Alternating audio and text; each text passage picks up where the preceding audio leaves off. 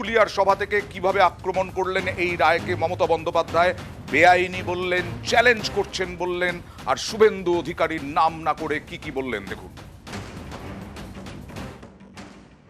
Total রায়টাকে আমরা challenge করছি, অর্ডারটাকে বলছি বেআইনি অর্ডার। আমরা এটা নিয়ে উচ্চ আদালতে যাচ্ছি। ক্লাস 9 থেকে 12-এর শিক্ষক, গ্রুপ ডি কর্মী, গ্রুপ সির কর্মী সব মিলিয়ে 25,000-এর বেশি। সোমবার হাইকোর্টের রায়ে সকলের চাকরি বাতিল। 2016-র এসএসসির পুরো প্যানেলই বাতিল। এর প্রতিবাদে ভোট প্রচারের মঞ্চ থেকে চড়া সুর মমতা বন্দ্যোপাধ্যায়। টোটাল রায়টাকে আমরা চ্যালেঞ্জ করছি। 26,000 ছেলে মেয়ে মানে প্রায় 1.5 লক্ষ 2 লক্ষ পরিবার। 8 বছর তারা চাকরি করেছে, 4 সপ্তাহের মধ্যে সব টাকা ফেরত দিতে হবে। Is it possible? অর্ডারটাকে বলছি বেআইনি অর্ডার। আমরা এটা নিয়ে উচ্চ আদালতে যাচ্ছি। 26,000 টিচারদের চাকরি চলে যাবে, আমরাও লড়ে যাব। যাদের কথা বলা হয়েছে চাকরি বাতিল করা হলো, চিন্তা করবেন না, হতাশ হবেন না, এবং যতদূর লড়াই করার আমরা লড়াই করব। বিচারের বাণী নীরবে নিভৃতে কাঁদে। এমন একটা বোম পড়বে, তৃণমূল বেসামাল হয়ে যাবে। শনিবার রতুয়ায় প্রচারে যান শুভেন্দু অধিকারী। সেখানে তার মুখে শোনা যায় বোমা হুঁশিয়ারি। এদিন সেই প্রসঙ্গ টেনে নাম না করে বিরোধী দলনেতাকে নিশানা করেন তৃণমূল নেত্রী। এই যে বললো না বোমা ফাটাবো, বোমা কি না 26,000 লোকের চাকরি খেয়ে নিচ্ছে, এটা নাকি বোমা। বুঝুন, মানুষের জীবনকে মৃত্যুর দিকে ঠেলে দেওয়ার নাম হচ্ছে বোমা। কোর্ট কি রায় দেবে সোমবার? তুই শনিবার দিন জানলি কোত্থেকে?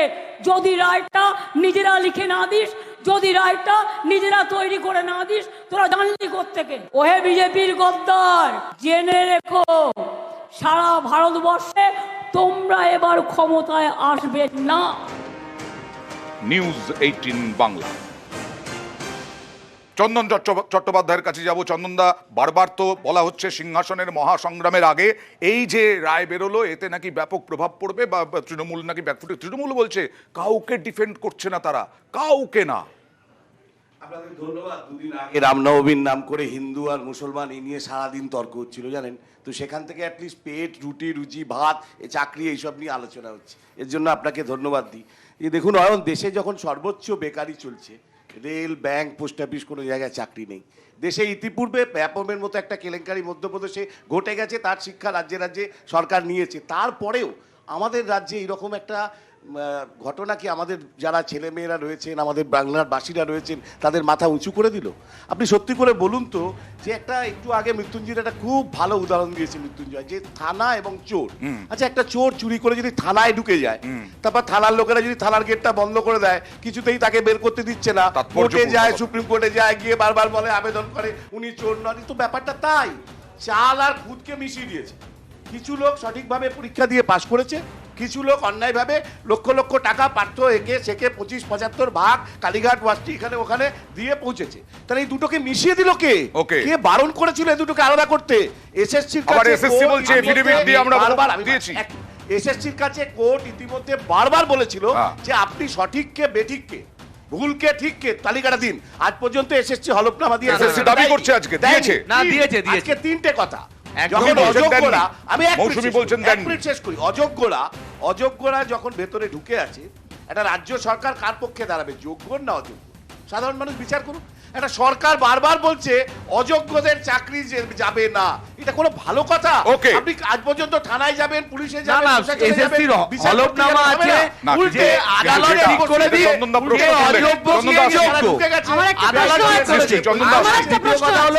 চন্দনদা যে প্রশ্নটা তুললেন যে অযোগ্যদেরও চাকরি যাবে না, এরকমটা কি করে তৃণমূল দাবি করে?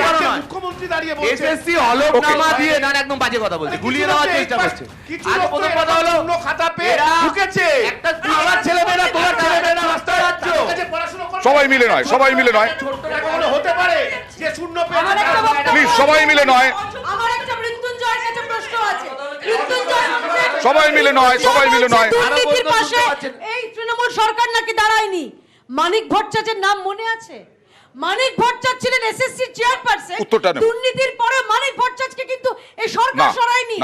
আদালতের নির্দেশের পর মানিক ভট্টাচার্যকে সরাতে বাধ্য হয়েছে। স্বাধীন প্রশ্ন, ভারত- প্রশ্ন, আমরা- প্রশ্ন, অধিকারী প্রশ্ন, ছবি দেখিয়েছিলেন। প্রশ্ন। অঙ্কিতা আমার কথা হলো, অধিকারী এক যার নম্বর। ভাষ্য ছবি দেখিয়েছিলেন। হ্যাঁ। অঙ্কিতা অধিকারী Please, বাবা আচ্ছা। পরেশ অধিকারী। Okay. সে বামেদের সময় মন্ত্রী ছিল, আলাদা কথা।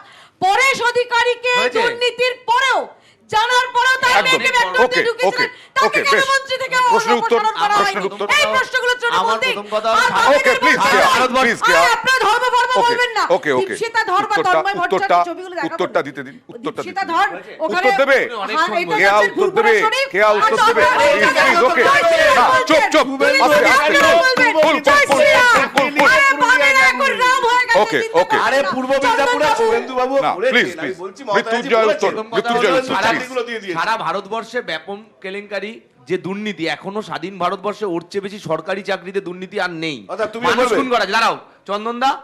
আর দ্বিতীয় কথা হলো যে শুভেন্দু অধিকারী 2020 সাল অব্দি ওই প্যানেলের মন্ত্রী ছিল, বড় বড় কথা মমতা ব্যানার্জির মনে হয়নি কেন 2000 নিয়েছে বড় বড় সবাই মিলে নয়, overlap নয়, ওভারল্যাপ নয়, ওভারল্যাপ নয় চন্দনদা, প্লিজ, কেউ শুনতে পাবে না। আচ্ছা, জনতার প্রশ্ন নেব, জনতার প্রশ্ন বিজেপির উদ্দেশ্যে। কেয়া বিজেপির উদ্দেশ্যে জনতার প্রশ্ন, জনতাকে প্রশ্ন করতে দাও, এই ভাই সান্তা এই বামপন্থী- জনতাকে প্রশ্ন করতে দাও প্লিজ। কেয়া তোমার প্রতি জনতার প্রশ্ন, উদাহরণ ছেড়ে দাও না, এখানে কেন চুরি ডাকাতি করেছো? জোরে জোরে প্লিজ। ওকে ওকে, দেখছে জনতা, দেখছে জনতা, কেউ কাউকে বলতে দিচ্ছে না। আমার প্রশ্ন বিজেপির উদ্দেশ্যে। আমরা দেখলাম ভোট চলাকালীনও হাইকোর্টের রায়ে প্রায় 25,000-এর বেশি চাকরি বাতিল হলো। তো এর প্রভাব কি নির্বাচনে পড়তে পারে, আপনার কি মনে হয়? দেখুন, সাধারণ মানুষের যারা যোগ্য চাকরি প্রার্থী, যে এই রাজ্যের ছাত্র যুবা যাদের জীবন যৌবন কেড়ে নিয়েছে এই রাজ্য সরকারের দুর্নীতি, তারা রাস্তায় বসে আছেন।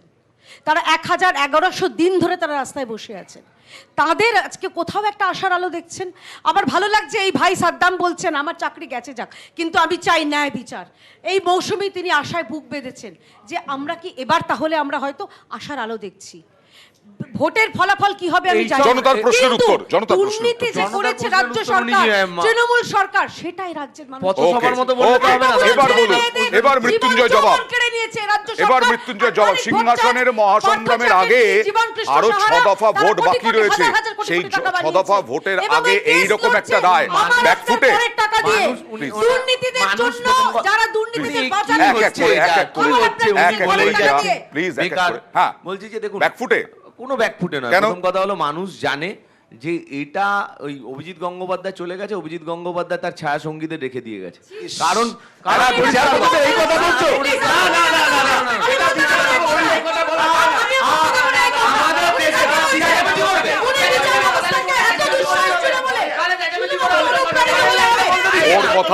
ওর কথা ওকে বলতে দিতে হবে না, ওর কথা ওকে বলতে দিতে হবে না, সেটা ওনার দায়িত্ব, সেটা ওনার দায়িত্ব, উনি মুখপাত্র, ওনার দায়িত্ব। প্লিজ এরকম ভাবে কেউ শুনতে পাবে না, প্লিজ প্লিজ প্লিজ প্লিজ চন্দনদা, না, আমার বক্তব্য- ওর বক্তব্য, ওর দায়িত্ব, হ্যাঁ, প্লিজ। আপনাদের দায়িত্ব নিতে হবে না। ও দ্বিতীয় কথা আমরাও হলো- দায়িত্ব নেবো না। হ্যাঁ, আত্মচারাজ্যের দায়িত্বই দল নেয় না। Please, আরে বাবা, please, আপনাদের একের পর এক চাকরি Okay, এই মাউন্ট এইরকম একটা এরকম পুচকে বাবু কথা জনতাও শুনতে পাচ্ছে না। চাকরি যায়। জনতাও শুনতে পাচ্ছে না। পার্টি হোল টাইম আমাদের চাকরি শুধু পার্থ চ্যাটার্জি, মেদিনীপুরে পুরো চাকরির দায়িত্ব নেয় না। শুধু পার্থ চ্যাটার্জি, প্লিজ প্লিজ এরকম ভাবে কেউ শুনতে পাবে না। কেয়া, তোমার কথাও কেউ শুনতে পাবে না। পরিষ্কার বলছি অয়নদা, যারা আজকে মানে এসএসসি হলফনামা দিয়ে বলেছিল 3110 জন ওএমআর সিট ট্যাম্পারিং করে চাকরি পেয়েছে, এক। দ্বিতীয় কথা হলো আপনাদের নিউজ চ্যানেল বহুবার দেখিয়েছে সিপিআই বন্ধকামে প্রায় 5000 জনের মানে নিয়োগ দুর্নীতিতে চাকরি পেয়েছে। সেই 5000 জনের জায়গায় পুরো প্যানেল 25,000 বাতিল হলো। এটা কি মামাবাড়ির আবদার হচ্ছে? সিপিআইএম এর উদ্দেশ্যে প্রশ্ন রয়েছে। সিপিআইএম এর উদ্দেশ্যে শ্রম আইন বলে অয়নদা, আপনার একটু সুবিধা হবে। দেশের শ্রম আইন বলে যে আপনি যখন কাউকে খাটাচ্ছেন তাকে টাকা দিতে বাধ্য, যারা চাকরির দুর্নীতি করে পাক বা মানে যোগ্য অযোগ্য যেই হোক, আপনি যখন খেটেছে 8 বছর ধরে, আপনি তাদের 12% সুদে টাকা দিতে তারা হবে। কি খাটা এটা তো খাটলো? সুপ্রিম- কিন্তু আমাকে এখানে বলে খাটলো, কে খাটার অনুমতি দিল? ওকে ওকে, সিপিআইএম এর উদ্দেশ্যে প্রশ্ন আর রয়েছে, প্লিজ। সিপিআইএম এর উদ্দেশ্যে প্রশ্ন রয়েছে, না, না, বলুন। গাধাতে আসবে, গাধা Please, গাধা সব please. কিছু আমার প্রশ্ন ঘোলা জল সিপিএমকে করে তো যে সব আপনাদের বিজেপিতে আছে। আপনাদের সময় তো চিরকুটে চাকরির অভিযোগ করেছে, সেটা নিয়ে কি বলবেন? আজকেও কুণাল ঘোষ বলেছেন যে তখন কম্পিউটার ছিল না, চিরকুটে হতো। শুনুন না, আমিও এরকম শুনতে শুনতে খুব ক্লান্ত, বুঝলেন, যে চিরকুট চিরকুট, তো একটা চিরকুট চোখে দেখতে পাইনি। এক, মমতা ব্যানার্জি 21শে জুলাই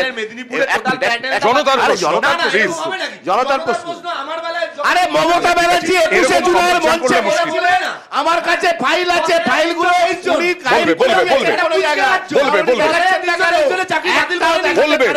দেখো কেউ শুনতে পাচ্ছে না, প্লিজ। ইনফরমেশনের জন্য বলি, মাননীয় মমতা বন্দ্যোপাধ্যায় 21শে জুলাইয়ের মঞ্চ থেকে বলেছিলেন আলমারির ভেতর ফাইল রাখা আছে। আলমারি কোথায় বঙ্গোপসাগরে ফেলে দিয়ে এসছেন? কোথায় গেল সেগুলো? আমরা এখনো বলছি, যদি এরকম কোনো ঘটনা হয়ে থাকে, সরকারে মমতা ব্যানার্জি এখনো কদিন হলেও আছেন, কিন্তু তার মধ্যে একটা ঘটনাও বার করতে পারেননি। ফলে ওগুলো মিথ্যা প্রতিশ্রুতি দিয়ে যাচ্ছেন, আর এটা দিয়ে জাস্টিফাই করার চেষ্টা করছেন। এই যে লক্ষ লক্ষ ছেলে মেয়ে, সাদ্দাম হোসেন, মৌসুমী মণ্ডল, আপনারা প্লিজ আজকে যাদের জন্য প্রোগ্রাম তাদেরকে একটা প্রশ্ন,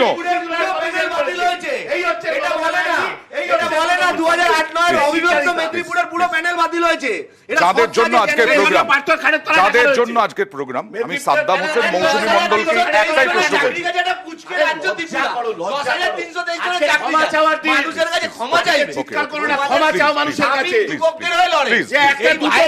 আচ্ছা সাদ্দাম হোসেন, মৌসুমী মণ্ডল, প্লিজ প্লিজ, ক্ষমা চাও মানুষের, আপনারা চাকরি করে পেটের ভাত চান না 34 বছরে কি হয়েছে সেটা দেখতে চান, শুনতে চান? না, পিছনে অনেক কিছু হয়ে গেছে, তখন হয়তো আমার জন্ম হয়নি, এরকম হতে পারে, অবশ্যই হয়নি, 34 বছর আগে তখন আমি জন্মাইনি, এবং সেই ইতিহাস থেকে আমার লাভ নেই। কিন্তু আমি যে বর্তমানে যে পরিস্থিতির মধ্যে দিয়ে আমার দিন কাটবে, আগামী দিনগুলো বা কাটছে, আজ থেকে শুরু হবে কাটার জন্য, সেইটাই মানে পরিস্থিতি মোকাবিলা করার জন্য আমরা তো পড়াশোনা করেছিলাম যে প্রত্যেক বছর অন্তত চাকরিটা হবে, সেই চাকরিটাই তো হয়নি। 2016 সালে পরে আর এখনো একটা চাকরি হয়নি, তাহলে আমরা কাকে বিশ্বাস করব? আমরা তো ভেবেছিলাম টিএমসি এসে কিছু করবে। ওকে,